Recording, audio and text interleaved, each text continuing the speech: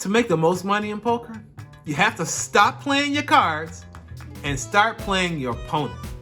I mean, I'm an amateur, so against amateurs like myself, if you're an amateur too, trying to play a balanced, GTO style of poker is a mistake for us because some of us don't truly understand it and haven't practiced it enough. So this video is for amateurs who want to learn how to play better, and also maybe a poker person that's maybe a little bit more, shall we say, seasoned and want to understand how to play an amateur like myself. So basically I broke it down to 3 types.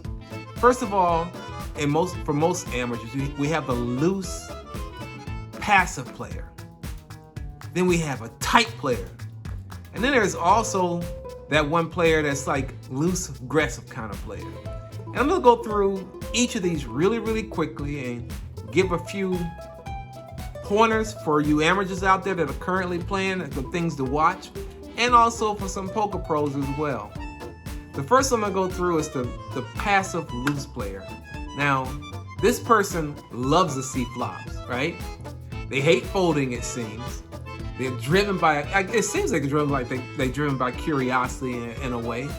And they have a fear sometimes of being bluffed. They don't want to be bluffed a lot of times.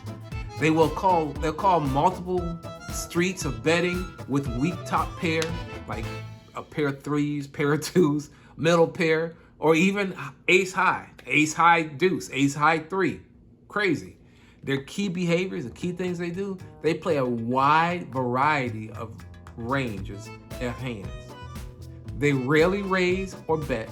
They prefer to limp in on pre-flop, and they check call post-flop. And a lot of times what they're thinking is, he might be bluffing. I have to call. It's an easy way to exploit a player like this. First of all, never bluff. You cannot always bluff someone like this. You gotta switch it up a little bit. You gotta be able to, when you get that monster hand, hold on to that monster hand and let them bet. Let them throw their money away in most cases. And then go ahead and go for the juggler, as it were. Size up your bets. You know, these people that like to call everything, do not look at the size of your bet. They look at their own hands, and if they're going to call a $20 bet on the turn with the second pair, they'll most likely do the same bet, $35 on the pair. So this is a person that basically, they just, I don't know. In most cases, they're afraid to be out of a hand and hoping that river or that flop, whatever, saves them, whatever it is. I don't know.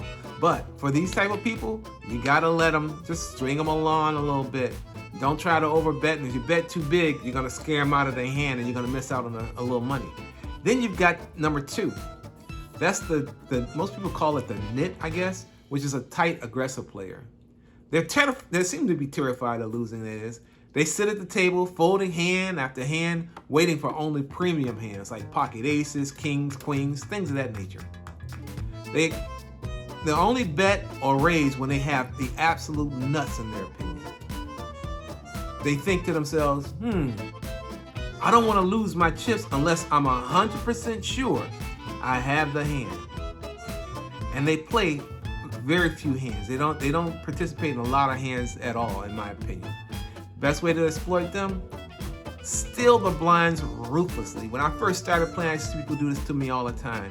They would just go in and raise a blind a little bit, and I would just fold because I didn't feel like I had the right hand.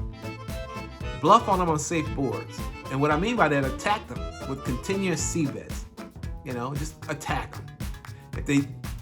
Other thing you can do also is overfold when they fight back. So if you see them coming back to call or check, when it comes around the time to bet again, just fold. It'll throw them off their rhythm a little bit, and they'll kind of change it up for themselves. You can always tell them. And the third player, this is the loose, aggressive player. This is the one I call like the maniac, you know? The maniac poker player, like a video game. You find most of these people online. They crave action. They love to dominate the table through fear, bet or raise at every opportunity. They are highly volatile and can win a massive pile of chips quickly. but they are highly prone to giving them all back as well. Why is that? Because of their key behaviors. They play way too many hands, play them hyper aggressively. They use massive, polarizing bet sizes, and they're always thinking, I can make anyone fold. I bet I can. I bet I can. How do you exploit them? Widen your calling range. Lower your standards, because a maniac is bluffing at a massive frequency. They always want to make sure they win in the hand. They don't want to lose out on anything. 2, what you can do is let them do the betting. So basically, when you get that massive hand, when you get that big hand, when you get a pocket aces and the flop comes out, and it is an ace or whatever, you got trips or full house, whatever you flop, let them do the betting. So just check, bet, call the bet, and let them bet, let them raise. And then when they raise, bet. And then when you get them on that last card, go in for the kill at that point. Because most times they're committed in most cases. Just having a mental checkpoint for yourself to help keep things straight for you.